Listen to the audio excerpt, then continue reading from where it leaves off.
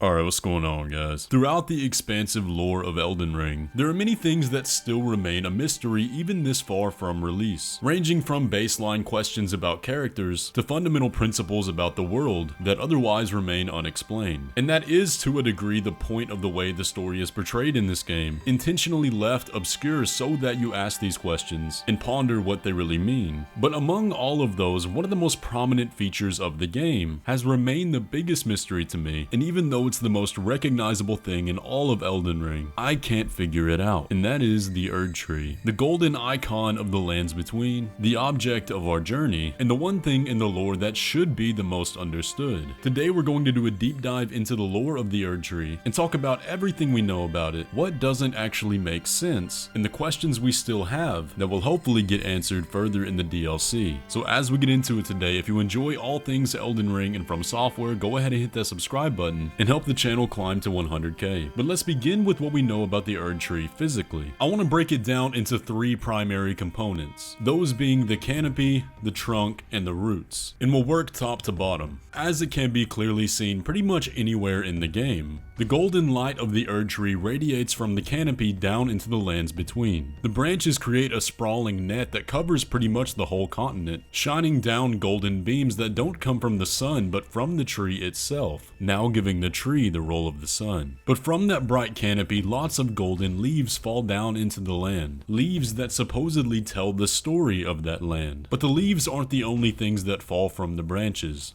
Golden seeds can also be found all across the land, tucked away in spots where sprouting Erdtrees grow from the earth. And they have a description that reads, "When the Elden Ring was shattered, these seeds flew from the Erdtree, scattering across the various lands as if life itself knew that its end had come." But there's another very interesting fact about these seeds. The Crimson Seed Talisman has a description that reads, "The Erdtree was once perfect and eternal, and thus was it believed that the Erdtree seeds could not exist," which appears to suggest that these seeds are a sign of the Erdtree's imperfection, assuring the fact that when the Elden Ring was shattered, so too was the Erdtree. But as we explore the canopy further, we can find one of the first oddities about the Erdtree. Hidden away from the player's view, we can see that the Erdtree consists of many different kinds of branches. Branches of gold, branches of wood, and branches that consist of both. With the strangest observation of the branches being here, where we can see what appears to be the gold growing on the wood, with tendrils crawling and spreading the color. And what this appears to indicate is that the gold is in a gradual process of spreading. Now the reason I believe that that is the case is because the tendrils are coming from the gold and are themselves gold, but also because this type of behavior in the plant kingdom is typically hostile, indicating a competition between a vine and a tree over nutrients, which may explain why the wooden branches that we can see up in the canopy appear to be dead, with no leaves or further branches of their own coming from them. But it is entirely possible that these golden vines are a purely aesthetic choice, as they are hidden from the player's view normally and can't be viewed without mods that allow you to clip out of bounds. But do keep in mind that idea of a competition between plants, because it will come up again.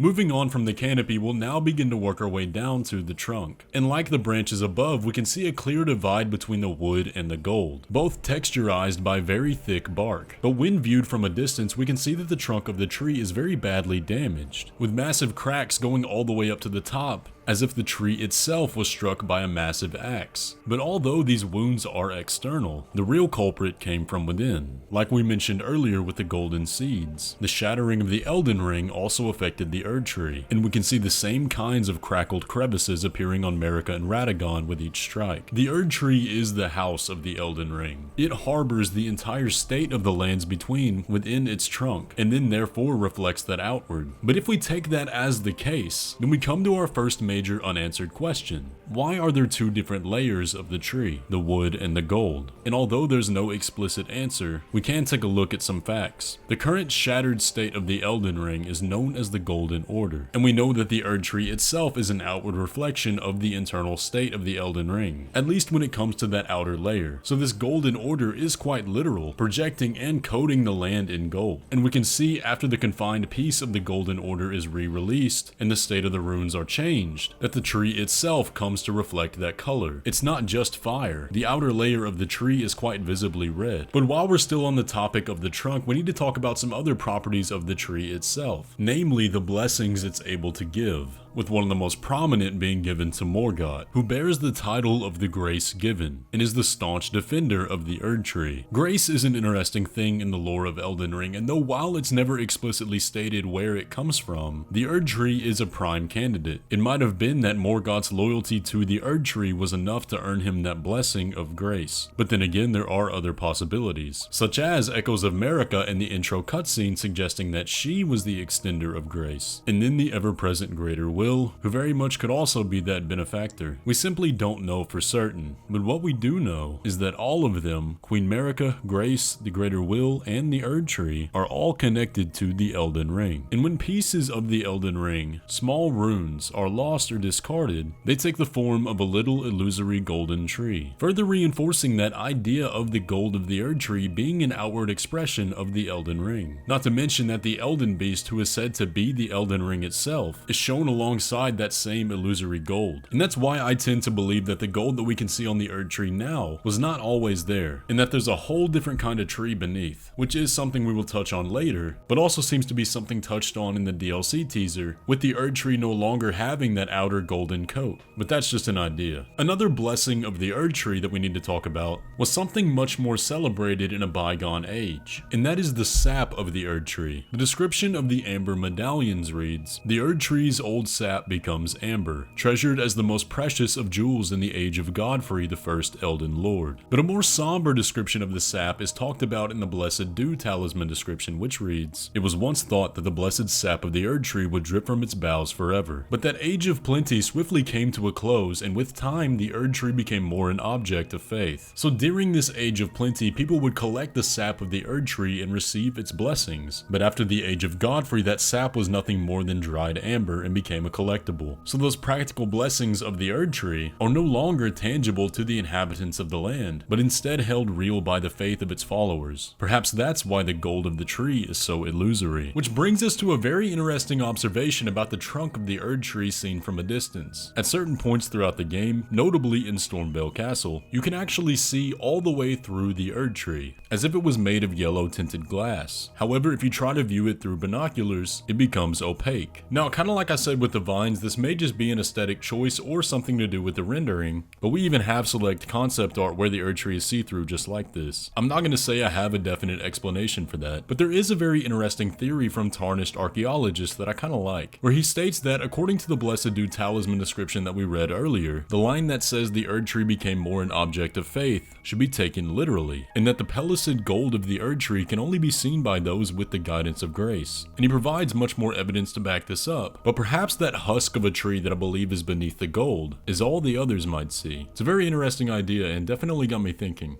But now we move on to the part of the Erdtree that has the most loose explanation. Not that we can't understand it, or the game does not provide the information, but like this part of the Erdtree is hidden beneath the earth, so too our understanding of it is shrouded in mystery. We find ourselves at the roots of the Erdtree. Here we can see the entangled giant roots of the Erdtree with their yellow hue, housing an entire subterranean biome. The first observation we need to make about the Erdtree roots is that they run through everywhere in the game, lining the walls of every megastructure and rising to the ground in every biome. Pretty much everything in the game except for Farum Azula leads back to the Erdtree in some capacity, but the roots here tell a story. They tell us about the origin of the Erdtree. The aspect of the Crucible incantations have descriptions that read, "This is a manifestation of the Erdtree's primal vital energies, an aspect of the primordial Crucible, where all life was once blended together." And I believe we can see that depicted in this statue. Firstly, we can notice that the statue has the image of the Erdtree relieved at its base. We can then see a winding tree trunk rising upward, with many blooming offshoots fighting for the top. But clutched in the subject's hand is one singular bloom, with a body that is way too familiar to the many trees that appear at discarded runes. So I believe what this statue is trying to show is the emergence of the Erdtree from the Crucible, the Erdtree winning over the other sprouts. And this is reinforced visually down in Deeproot Depths, where we can see the husk of the other sprouts growing upward. And even simply walking around the area, you'll notice that not all of the roots are the same kind. Many many of them are much older and dead, suggesting that they don't all belong to one tree. But that isn't backed up in any of the textual lore, so do with that interpretation what you will. But one piece of the lore that is very interesting is the description of Siluria's tree, which reads as follows. The primordial form of the Erdtree is close in nature to life itself, and this spear, modeled on its crucible, is imbued with an ancient holy essence. So the primordial crucible of the Erdtree is the crucible of life, and that description leads us to another mysterious part of the roots. At the base of all the catacombs are a convergence of Erdtree roots, where the bodies of the dead are buried and merged with the tree, in a process known as Erdtree burial, a process seen as a hero's honor in the lands between. It's unclear exactly what happens to the dead after they're buried in the Erdtree, but what is clear is that the roots in the catacombs are of wood and not gold, therefore they are of the original Erdtree. And if the original Erdtree was the crucible of life, perhaps it makes sense that life should return to it. But this goes beyond simply this Erdtree. We can also find all over the lands between minor Erdtrees, adolescent growths from the golden seeds that we discussed earlier. But what we find around these trees is very interesting. At the base of all currently living minor Erdtrees, we can see smashed living jars. And if you investigate the lore of these creatures, you'll know that their purpose is to seek out bodies, fill themselves with those bodies, and then bring them to the base of the minor Erdtrees to be smashed by the Erdtree avatars and offer their bodies as fertilizer for the trees, which is why we commonly find the jars wandering around catacombs and graveyards. But as it stands right now chronologically in our story, there's a variable in this process. The decomposition of Erdtree burial is currently disrupted. The cursed body of Godwin was buried at the convergence of the roots, and now spreads the deathroot infection throughout its system, and the souls that travel throughout that system can no longer reach their end. Souls are trapped in purgatory above ground, and reanimated bodies wander the earth in search of an afterlife. Although it's never explicitly stated what waits at the other side of Erdtree burial, and we have no examples because the process is held in stasis, there are a few hints at why this might have been such an honor. The description of the golden rune reads, "Those born at the foot of the Erdtree are blessed." At least that is the enduring belief of the people of the plateau. Now, is this meant to be taken literally? Does the Erdtree birth people like fruit off its branches, or is it just a figure of speech to those that live closer to its radiance? We don't know, but after all, it does state that the Erdtree was once the crucible of life, so the idea of it producing life isn't too far-fetched. And besides, we do know of one person who claims to be born inside the Erdtree. There is one other aspect of the Erdtree's magic that involves life, or perhaps the legacy of one.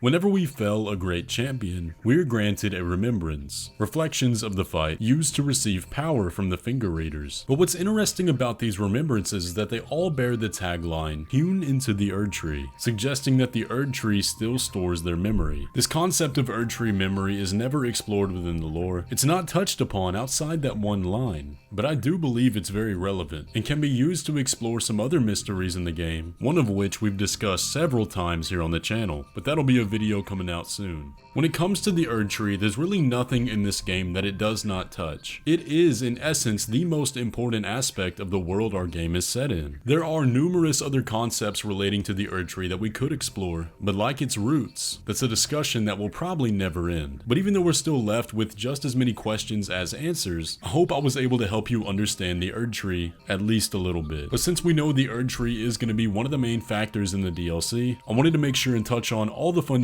principles of the Erdtree itself before we get more information, so that we can go into speculating about it with the most knowledge. Either way though guys, that's going to pretty much do it for the video today. I hope you enjoyed. If you did, be sure to leave a like on it and let me know your thoughts down in the comments section below. We got Summer Games Fest coming up, so a lot of gaming news that's going to be happening. You're going to want to be subscribed to the channel, so make sure you do that, and with all that, I will catch you in the next one.